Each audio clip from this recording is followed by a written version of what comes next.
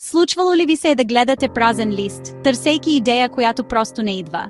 Всички сме били там, зациклили сами, чакайки вдъхновение. Но какво ще стане, ако имате партньор, който е прочел всяка книга, гледал е всеки филм и винаги е готов да помогне? Това е изкуственият интелект. Инструмент, не робот от филмите, а мощен помощник на вашия телефон или компютър. Мислете за изкуствения интелект като за най-добрия чук за ума ви. Той може да ви помогне да изградите идеи, аргументи и да станете по-умни. Забравете страшните истории. Това е вашият шанс да скочите напред. Изкуственият интелект може да бъде ваш учител, творчески треньор и асистент, отключвайки потенциала във вас. Единственото нещо, което трябва да направите – започнете разговора. Първата стъпка е толкова лесна, колкото да напишете «Здравейте». Готови ли сте да го използвате? Креативността не е магия. Тя е свързване на идеи по нови начини.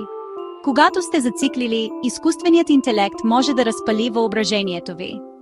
Имате нужда от идея за история. Попитайте изкуствения интелект за 10 сюжета за изгубено куче в София. Изведнъж имате опции. Изкуственият интелект ви дава искрата. Вие давате огъня. Това не е само за писане. Изкуственият интелект може да помогне с изкуство, музика или дизайн. Опишете сцена и изкуственият интелект може да генерира изображение или предложи текст. Опитайте да му дадете странно задание. Напишете стихотворение за обувка, която мечтае да лети. Резултатите може да ви изненадат и да разширят ума ви. Целта не е съвършенство, а да виждате по различен начин и да мислите по-мащабно. Изкуственият интелект няма кутия, така че можете да мислите извън вашата. Използвайте го, за да отключите нови творчески пътища. Интелигентността е повече от факти. Тя е за решаване на проблеми и логическо мислене. Изкуственият интелект е създаден за логика и може да тренира мозъка ви да мисли по-умно. Зациклили сте на училищен проблем? Помолете изкуствения интелект да го обясни просто или да разясни трудна концепция.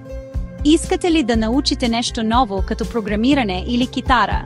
Изкуственият интелект може да създаде план стъпка по стъпка. Той превръща големите цели в малки, управляеми стъпки.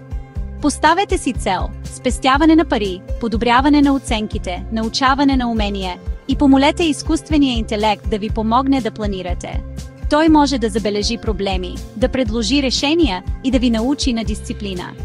Използвайте изкуствения интелект като ваш личен треньор за учене и планиране. Колкото повече практикувате, толкова по-ефективни ставате. Нека изкуственият интелект ви помогне да изградите реални умения. Най-важната интелигентност е разбирането на хората и на себе си. Социалната и емоционалната интелигентност водят до щастие и успех. Нервни ли сте преди труден разговор?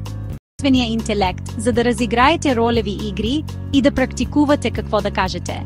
Изкуственият интелект може да бъде безопасно място за изразяване на чувства и получаване на обратна връзка.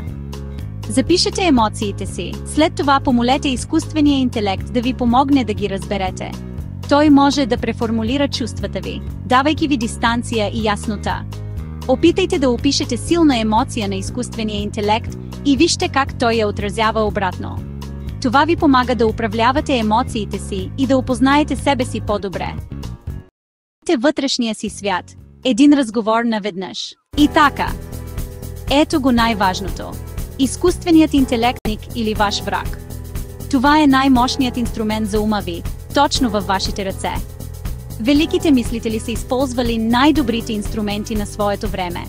Сега вие имате изкуствен интелект.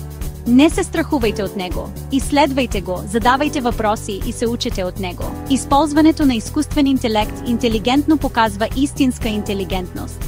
Нека ви помогне да пишете по-добре, да решавате проблеми и да учите по-бързо. Крайната работа все още е ваша, вие сте шефът.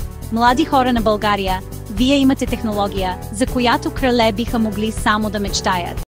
Бъдете любопитни, бъдете смели и използвайте тези инструменти, за да изградите бъдещето си.